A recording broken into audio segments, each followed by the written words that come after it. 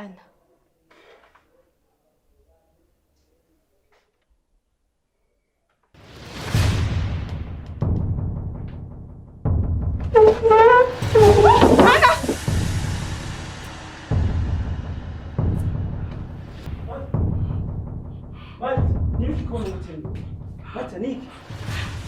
Ana. Ana yuri. Ari hano. Ntawe mbona. Ariko bibera ngaha biratwengeje. Marubonye Ana. Nika shoko ya moyo. Sinabona unamuona. Nkababwira mugakana ngo je ngo nararuze ngo umusazi ngo iki ubu none uzoshobora kuba konsara none nawe arasa. Urumva ranaranyetse. Abo ni inzu yacu bamwitse. None je sinamubonye mu nyuma nkaburi yagiye mugaca mubwira ngo ndasaze ngo nubwa busazi bungaruke none nuwo nawe arasara rero ku buryo yobesha asi ubundi inzu yacu yamimitse ariko cyo nibe natangaje ntimwereka kumubona ko n'ubundi mwese mufana ekipi umuntu akuze nk'uyubaza ko yo kwigirisha n'ubwo bwose ataboneke oya ubwo jengera ni impumyi amaso yanyu ni yabona kure gusa reka mbabwire yaba karori yabana mari nimwibaze yuko ugiye kurwa murambira ngo imizimu ngo bizotuma mva ngahangiye ikuranyo niba mushaka ndabasigira itere bivuga weruye singoba murenda kwikangisha imizimu kugira ngo abagise umva nawe dutange kuza ushaka rero kwibaza yuko ari ibintu twigirisha umwana nawe uzomubona ntago ndi umwana karo ntago ndi umwana ijoro ya saa 5 saa 6 z'ijoro ngo anana je maze kuyirambirwa niba ukeneye ko ngenda ni murabizinjira mu gicisha amakaro nawe uzomubona umunsi uzomubona naho ira byazana ngo nibiki nibiki ngo ntore haguruka byahe haguruka byahe cyanga nibyo cyubireka byose ataye ngaha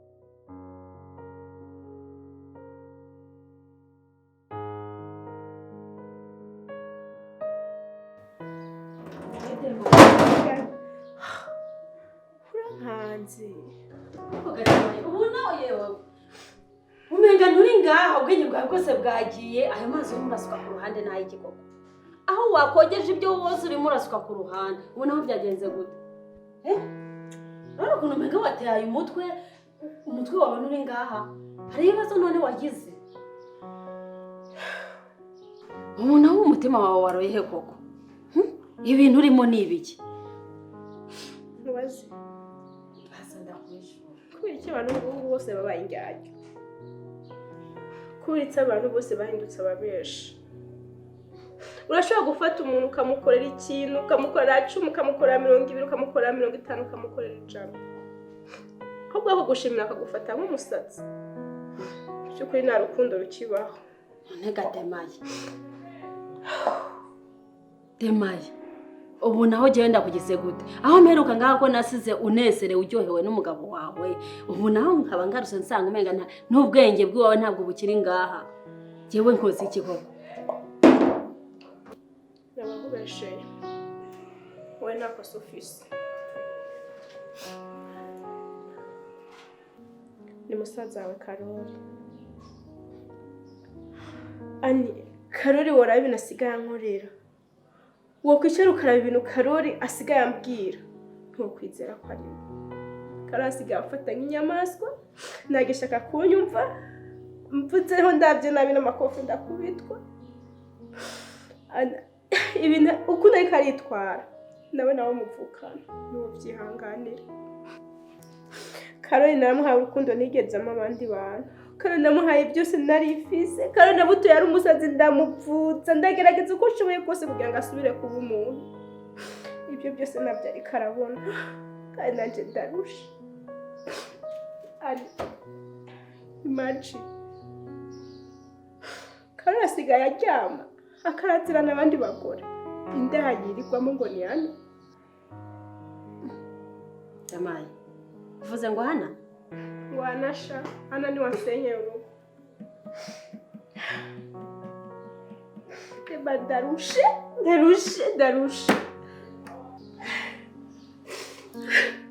mu cyumba Hana.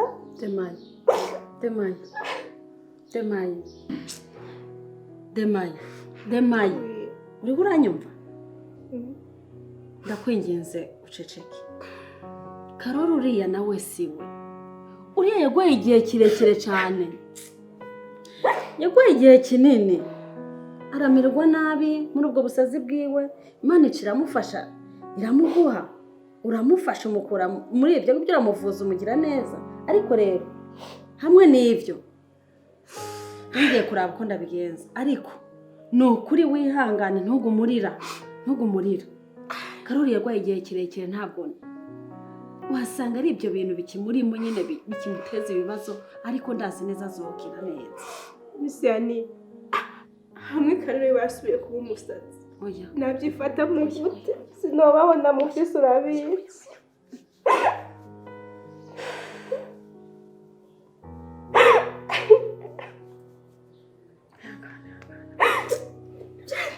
Ndiyo ndikumva guhema biri kwanga.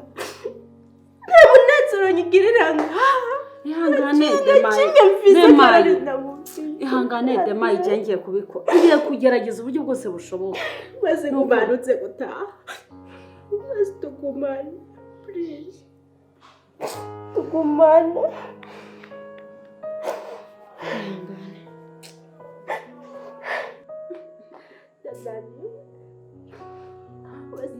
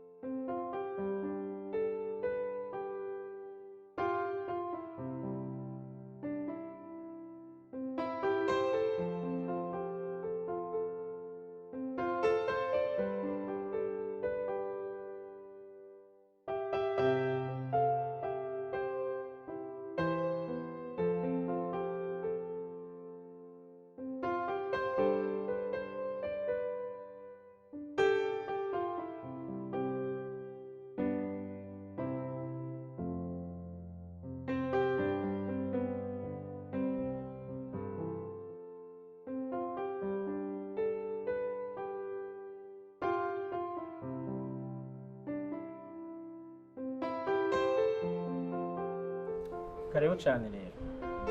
Ahantu habura gute? Ni heza hari n'umuyaga mwiza. Ashaka yaga karahari kweli. Gusa ni kenshi rero. Niho karuhura. Gusa kaba gakenewe. Basha. Seriveri. Washitse.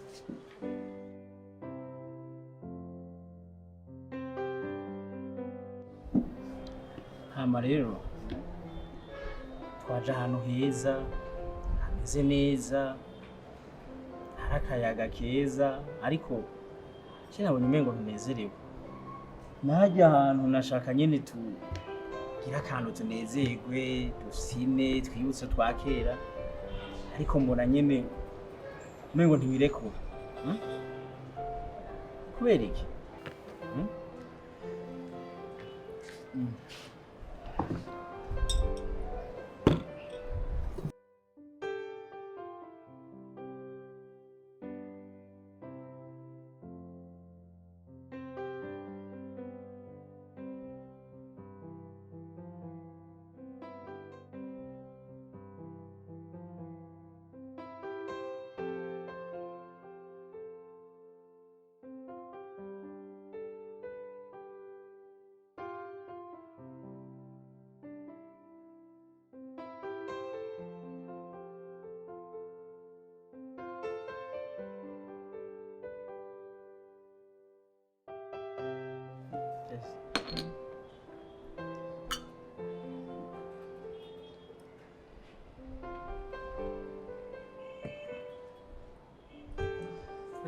hama nako ndakubazanya n'igituma utanezerewe kandi twaje ahantu heza ku kayaga.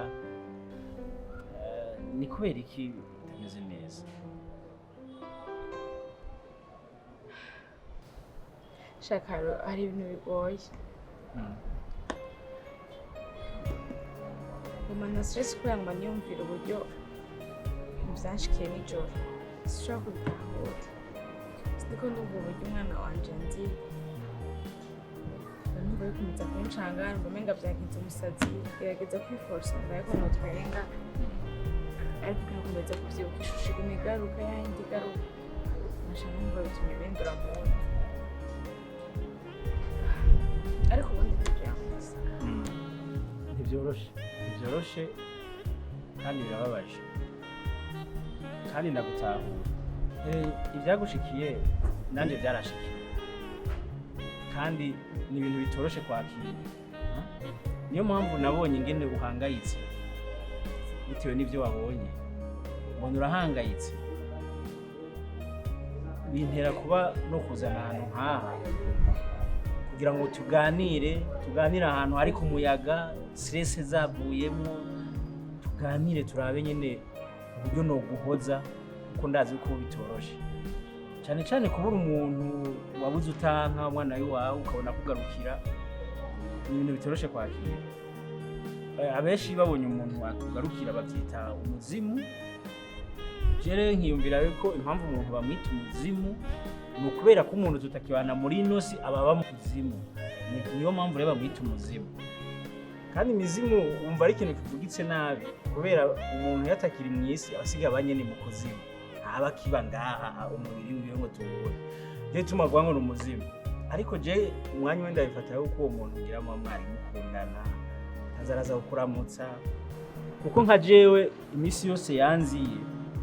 Ndovuga ko yaje neza kuko yaje andamutsa neza, andirimbira turirimbo, ibintu atari bwankura kiri muzima, ubarabinkorera.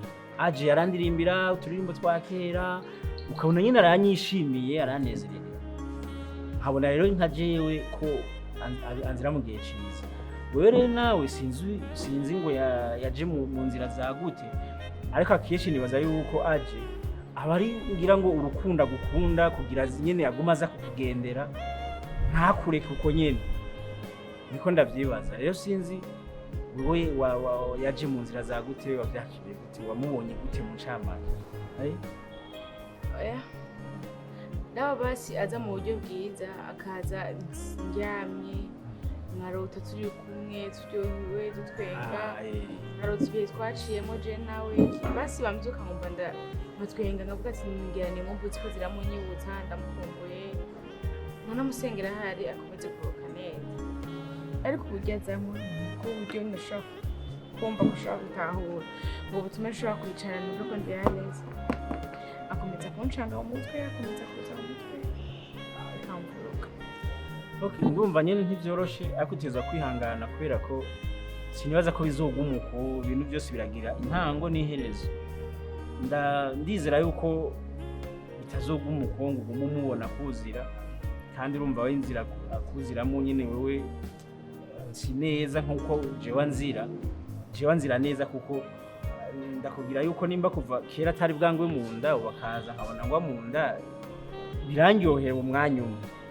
Cyane no gusenga cyane kugira ngo nimba ari ibintu biza bikagutusha ku mutima, bikaguca umutima bihere.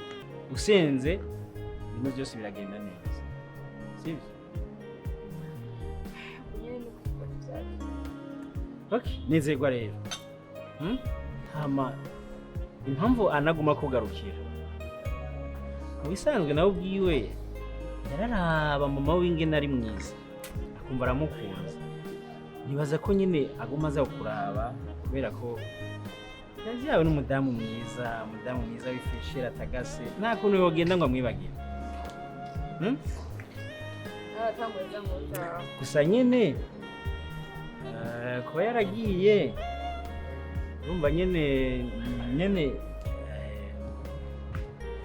yarasigiye. Hari akajambo yahora akunda kuvuga, no kuraba umuntu akagakorerako, yahora akunda kumbwira umengo yahora yibwira wewe ngo ubwo rutamakaro ruguma undungikako niwogenda mu kabana we mungana.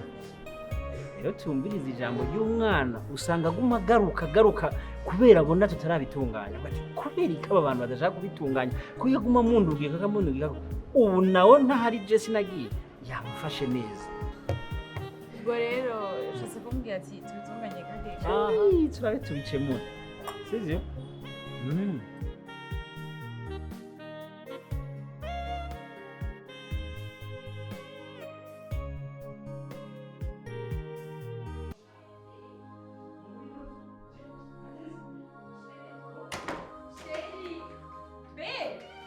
Dennis, urenga uragaramye muri sari wanje jewe. Kuva je nakubwiye ati utekere utuntu twari twose umvireho. None nturagenda. Uri mu biki? Uragaramye kuri televiziyo, uri kurara akuna kagaye. None shiri Dennis agutwaye iki? Dennis ni umwana mwiza, akazi kose gakora neza. Ibintu byose abikorera kugiye. None arakubahuka. Ni umwana mwiza uyu. Ni umwana mwiza uyu. Umuhimbire nk'uyu wari karatereta mushiki wanje jewe. Nta mukwe nkawe no faneme yiwanje. Dode ibi rero nagakina. Bivuze ngo Dennis ni sheri wanike. Bivuga urabizi. Ndabire. Umubebe nk'uyu mwana w'imyaka ingahe ngo ariko ngo atereta mushikanje ubona bihuriye he? None sheri cyo ni kibazo urukundo ntirudaho rusha. Reka uvuga ngo si kibazo. Nakubwiye je ngo umuhemba amahera ntiyagiye. Sawa basi. Ndamusanze kiri ngaha. Ngira ndaguha amafaranga. Ukaguma ngaha urambona. None mwirukanye mu nzu yawe ucumwirukana mu mutima no kwa Anike. Urukundo rujeho rushaka ariko mayobo nki ubona bimumariye. Yo mutungo. Mbe ho ubona banangana. Uzinya kamuruta. Naguha amahero ya umuhembe ntayo muhaye reka ndamuhe. Ariko mparuye kanga iwanyu. Wajya uba umuntu mwiza. Ico gusa gituma wirukana umuntu ntacyo na kimwe mupfuye. Ubanda kugira. Numwirukana ati no mwibarabara ndababonye nzobagonga. Tora amahera umvireho mparure kanga ngiye mucuma ngarutse ngusanga ngaho uragira ndagutabiye. Dekura.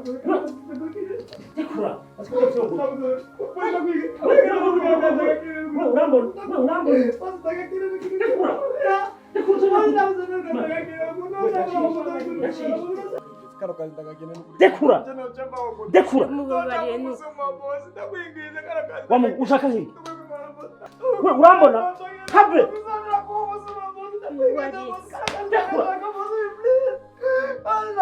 Mani dakani. Kagura kani. Dekura.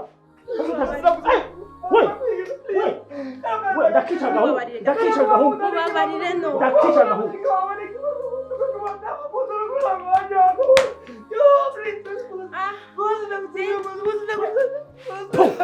Ndose ndagusanga urambona. Zinyuma. Sie, zigitangira n'ubwe.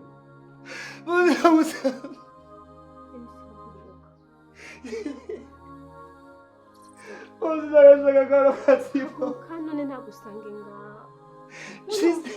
Wano muzikaro ngera siramedi. Asi wakazi kaje kamurukundo kwaje none. Nyene urukundo rugiye gutuma nirukanwa ku kazi. Dennis yangana, sivyo? Uja kano kazi ndagakeneye n'ukuri. Ndabizi. Ariko ihangana.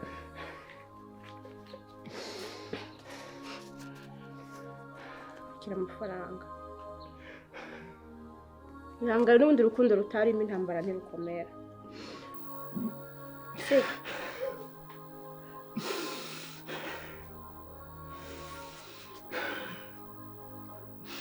Nyene amaru yamusubiza. Mubwiye nawe nyene wenda zumufasha kumusubiza iwabo. Dennis.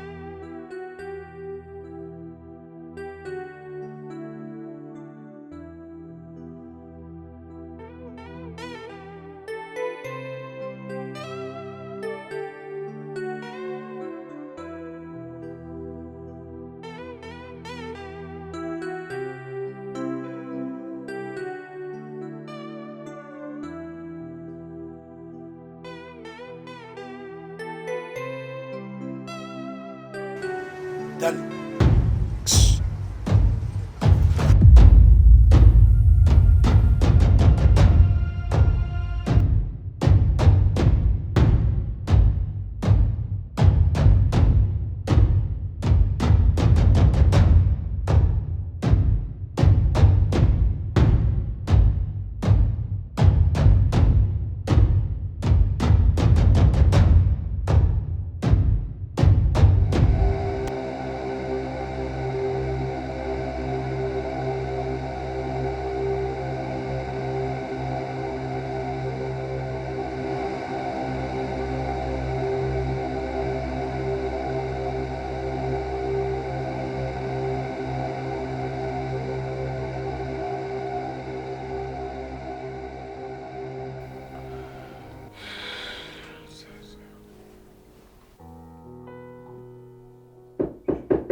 Injira.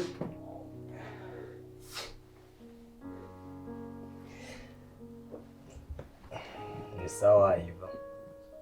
Ni sawa? Umeze neza. Chimeze neza urinda we.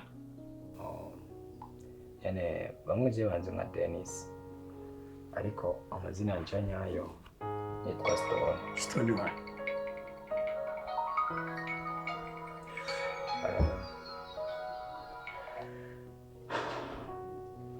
Yo, bite Anik. Au nari nkwiriye kuba ndi. ariko gadeni kuvuga nabi je nakugize neko. Nyene mukuru wawe yambwiye ati ko ngomba kuja hano nyene nkwiriye kuba ndi. Ubwo rero niho ndi. Ariko gadeni wenda zico twavuganye koko uburampindutse nkuko rwose koko. Nyene uri kuririza. Ega buryo urazi ikintu kimwe Yanike. Ari itandukaniro ryo kurira no gukura amosozi. Iyo umuntu arize niwe bisobanuye ko abakuye amosozi kandi umuntu akuye amosozi niwe bisobanuye yuko arize. Abakobwa mufite no kurumura mukurisha. Ariko ntabwo ndusha umuryango wawe we Yanike. Kandi wiyubaye kunyita umwana mubi nkaho umenga uranzi neza. Mukuru wawe yavuze yuko adakeneye kumbona na je nawe turi mu rukundo. Sasa ubwo nyine tubishire ku ruhande. Ndakeneye kubaho. Sinyeneye kuba nka Yesu. Bwa mbere nagerageje kwiyahura utangura kunuka umbwira ibintu byinshi by'uburofu. Sasa right now nenda ndakeneye kubaho ubuzima bwanje.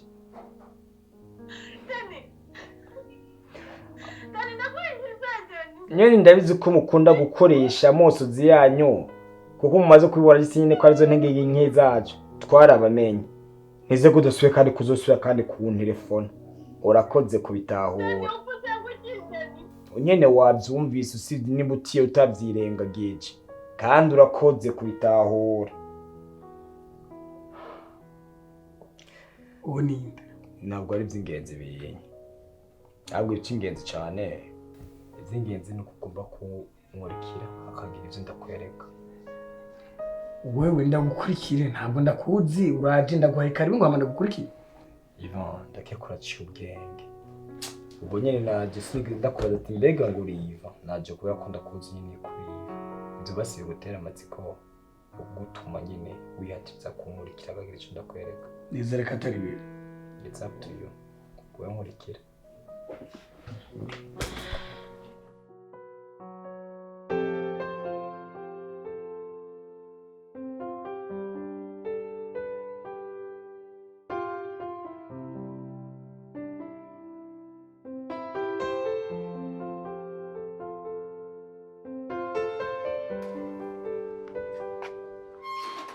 Karoli rindira kwinjira mu iyo modoka banza usigurire neza.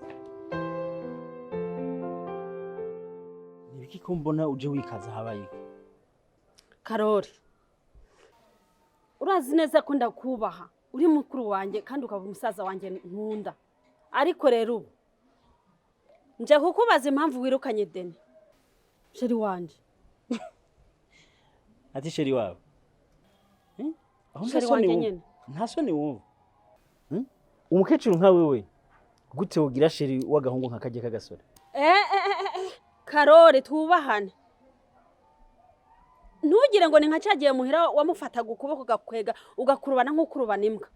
akihorera. Ubu rero naje kukubwira nti jewe ndakwihanije kuri deni wanje n'uwundi munsi sinkeneye kuzosubira kukubona uri umenyera deni wanje. Mva ndakubwira nimba ufise ikibazo mu mutwe utekereze we ntibibaho ushaka gukundana n'umusore nk'urya urusha imyaka nka 40 uribagiye wewe umbwira ngo ndeke ngo gukunda Ana ngo ndamurutanga ibiki ngo n'umwana wirirwa untera ko amajambo none nawe byagenze gute aka kanyura byibagiye niba rero witwaje bijya bya kera ngo byana ubu sikiri bya bindi bya kera ubu nibishasha ndakubwiye ni kuri sheri wanjye deni ntize subire kubona wongera umugenda hejuru. Okay, namwirukanye sivyo kandi ntazogaruka ngaha ivyo bindi uzana vy'ubusheri nawe ntaho muzobana nimba uzi ko je tuvukana twavuye mu ndimo sishaka kwemera kuja ku gahungu nka karaka kamayi bobo umengo nikakwije no mu mutwe bisa nigende.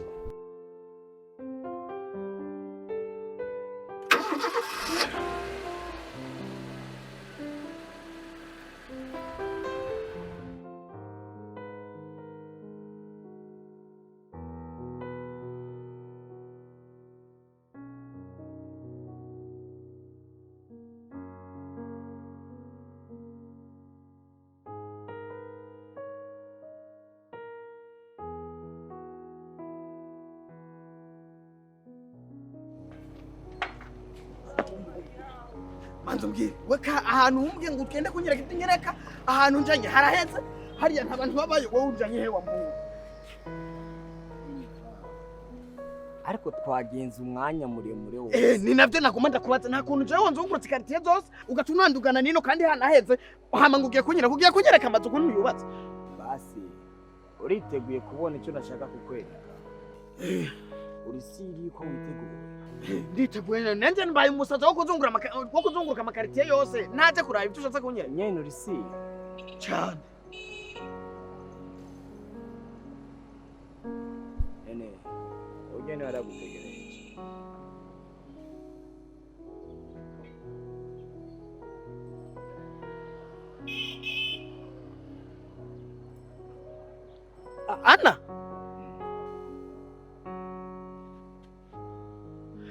Ana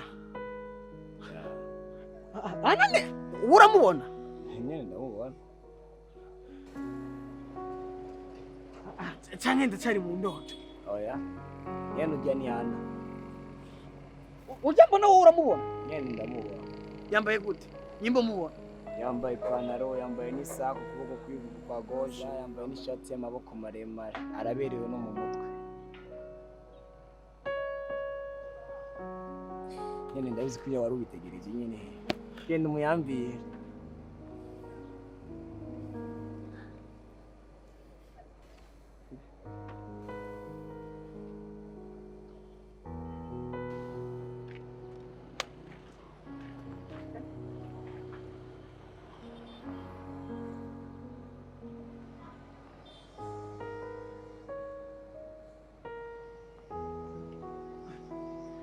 Ana Anuriwe Ana ndamufashe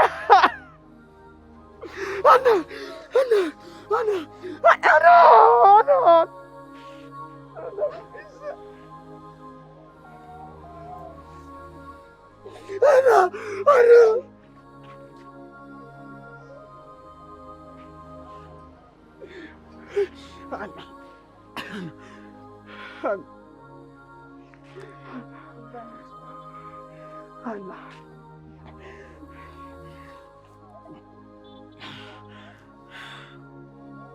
Anuriwe